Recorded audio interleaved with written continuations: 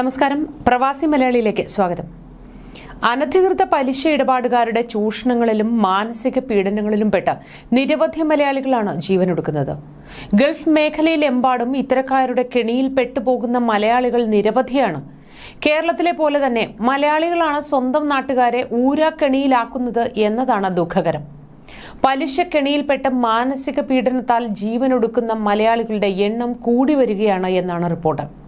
ഏറ്റവും ഒടുവിൽ ആത്മഹത്യ ചെയ്ത മലപ്പുറം പള്ളിക്കൽ ചേലപ്പുറത്ത് ഹൌസിൽ രാജീവൻ പച്ചാട്ടിന്റെ മരണത്തിന് കാരണക്കാരനായ ബഹ്റൈൻ മദീനത്ത് ഹമദിൽ ജോലി ചെയ്യുന്ന മലപ്പുറം തിരൂർ സ്വദേശിയായ ബ്ലേഡുകാരൻ സംഭവം വാർത്തയായതിനെ തുടർന്ന് നാട്ടിലേക്ക് മുങ്ങിയതായി സൂചന ലഭിച്ചിട്ടുണ്ട്. ഇതാണ് ഏറ്റവും ഒടുവിലായി ഗൾഫ് രാജ്യങ്ങളിൽ നിന്നും നമുക്ക് കിട്ടുന്ന പണമിടപാടുകളെ തുടർന്നുള്ള മരണം. ഈ സംഭവം കൂടിയായതോടെ ബഹ്റൈനിലെ പ്രവാസി സംഘടനകൾ വളരെ ജാഗ്രതയിലാണ്. ബഹ്റൈനിലായിരുന്നു ഈ സംഭവം.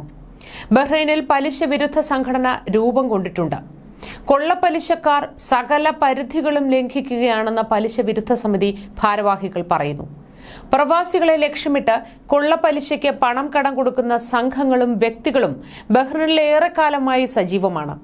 ഈ സംഘങ്ങൾക്കെതിരെ മുഴുവൻ സാമൂഹ്യ പ്രവർത്തകരും ഒറ്റക്കെട്ടായി നിൽക്കുകയും പ്രതികരിക്കുകയും ചെയ്യാനാണ് പലിശ വിരുദ്ധ സംഘടനയുടെ തീരുമാനമെന്ന് അവർ വാർത്താക്കുറിപ്പിൽ അറിയിച്ചിരുന്നു.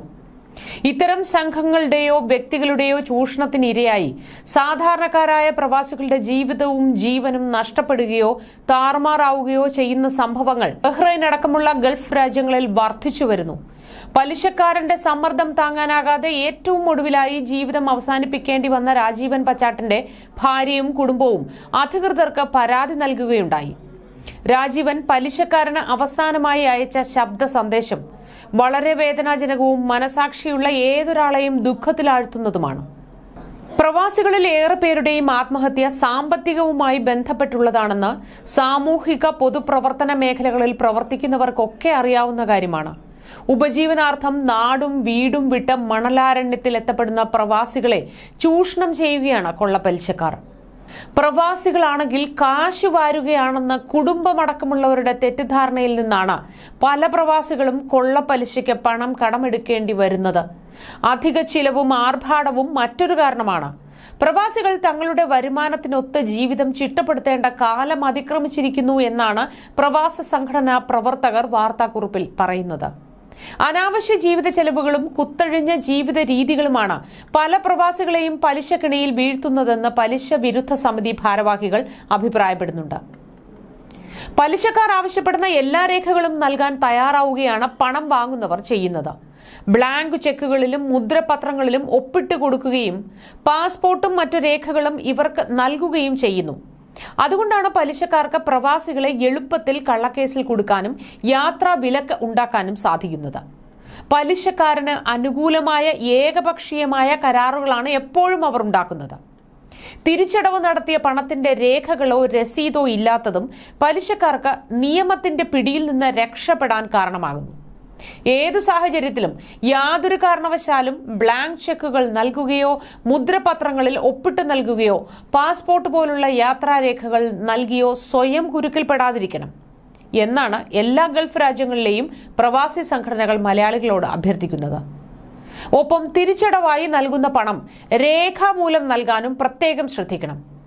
വാങ്ങിയ പണത്തിന്റെ 10 മടങ്ങ് തിരിച്ചടച്ചാലും ഇവരുടെ കെണിയിൽ നിന്ന് രക്ഷപ്പെടാൻ സാധിക്കുകയില്ല എന്നതാണ് പല സംഭവങ്ങളിലൂടെയും നമുക്ക് മനസ്സിലാവുന്നത്. പലർക്കും നാട്ടിൽ പോകാൻ കഴിയാതെ വർഷങ്ങൾ മണലാരണ്യത്തിൽ കഴിയേണ്ടി വരുന്നതും ഇത്തരം കേസുകളിൽപ്പെട്ട് കുടുങ്ങിപ്പോകുന്നതുകൊണ്ടാണ്. അറബ് രാജ്യങ്ങളിലെ കടുത്ത നിയമങ്ങളിൽ നിന്ന് രക്ഷപ്പെടാൻ പലർക്കും കഴിയാറില്ല.